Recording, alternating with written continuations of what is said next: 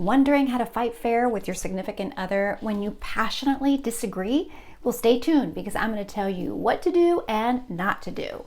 Hi, and welcome to Life Coaching by Morella, where I'm continuing my 10-week series on strengthening your relationship/marriage. If you're new here, I'm Morella. I'm a certified life coach, and I like to share life coaching tips for the 3 most important relationships you'll ever have: your marriage, your family, and the relationship that you have with yourself. In this video, I'm sharing tip number 3 of 10 things that you should do if you're serious of being together for the long haul. Today's tip focuses on how to fight fair. The short answer and the best place to start is always with yourself and with the 4 essentials I'm going to get to in just a minute. But first, I want to stress to you how important it is to become aware of who you become and what you do in the heat of an argument or in the midst of a spirited debate. Our tendency is to focus on the other person, why they're to blame, why they're being such a jerk. But the truth is, it takes 2 to tango. We got to be willing to look at the dynamic between us.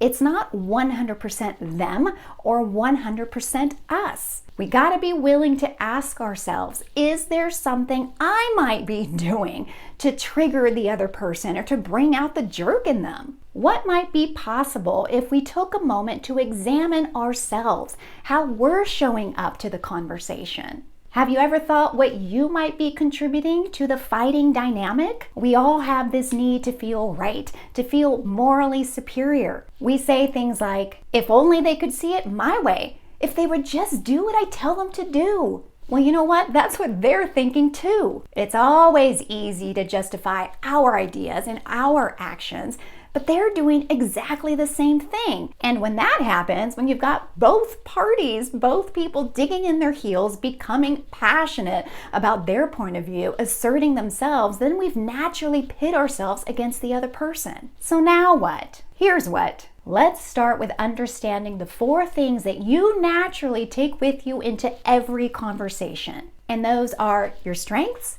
your weaknesses, your core values, and your essence. There's a lot more than just these 4s. There's our wants, our needs, our desires, expectations.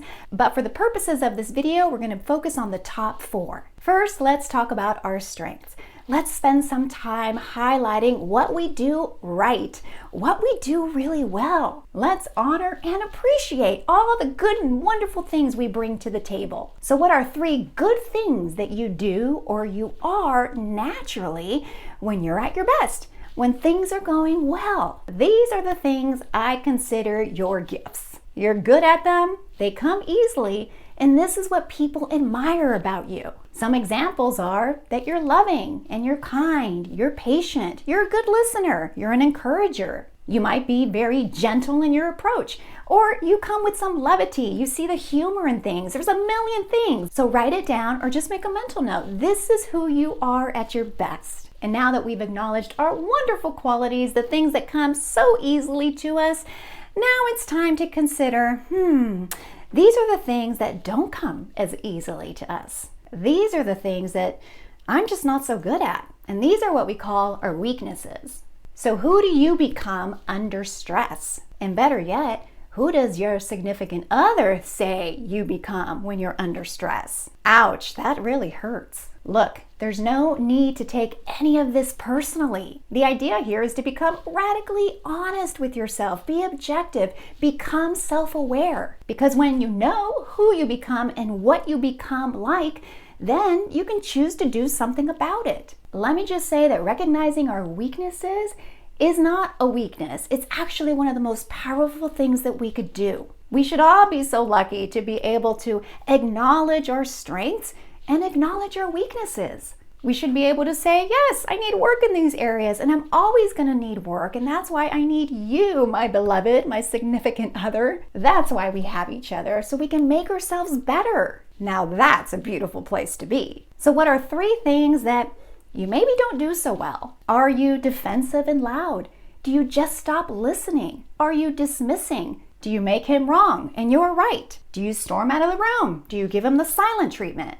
Do you dominate, interrupt, tell him like it is, get bossy? There's a million things. Just get honest. And now that you have this list, Whether it's written or it's mental, these are the things that you can naturally be working towards. These are your areas of growth. If you naturally interrupt and are quick to blame, then your next steps are pretty clear. Work on your listening skills and work on not interrupting. Become a better listener. I think you get the picture. Number 3 are your core values. These are the things that you naturally value in conversation. So what might you value? Honesty, being listened to, feeling respected and validated, feeling loved and understood, not feeling like you're somebody's do-it-yourself project. Knowing these up front are essential because these are the things that become your guiding principles. Now you know what to aim for when you're in conversation. You're going to say to yourself, these are the very ways I'm going to conduct myself or govern myself because I can't expect to get in return what I'm not willing to live by myself. It's simple, right? Core values are so important. We need them as boundaries for ourselves because when things start to get out of control, we get out of control. The truth is, when you know what you're after, you can grow towards what you're after. I'm telling you right now, if you take this seriously, it could change your life. And number 4 is your essence. So how are you showing up? How are you really showing up? Not how you think you're showing up, but how you are. If you're showing up as mad and resentful and vindictive and jealous, these are the invisible forces, which are so invisible, that are actually running the show. Those are the emotions that are truly in control. If you want to fight fair, you got to know who you show up as or who you turn into and decide to show up as someone different in the midst of an argument. What if you decided to show up as supportive and curious or seeking to understand his point of view? I'm telling you, you're going to yield very different results when you show up with a different demeanor, a demeanor of somebody who seeks to understand and not seeks to be right. The bottom line is that every disagreement is an opportunity to lean into your strengths, work on your weaknesses, don't ignore them, live out your core values, these are your boundaries for yourself, and pay attention, be mindful of your essence. Show up more like the person you want to be when you're at your best.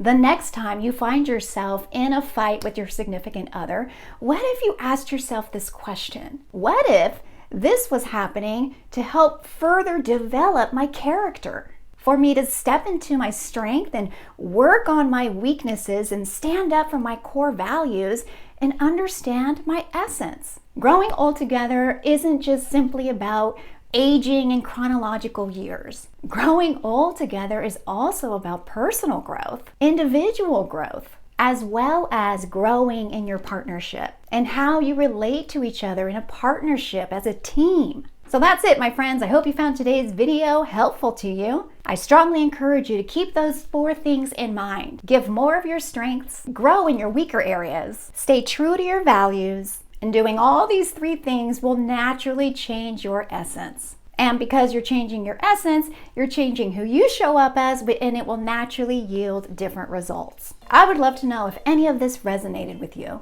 Share with me your strengths and your weaknesses in the comments below. And if you haven't subscribed, would you consider doing so? I'll see you next time.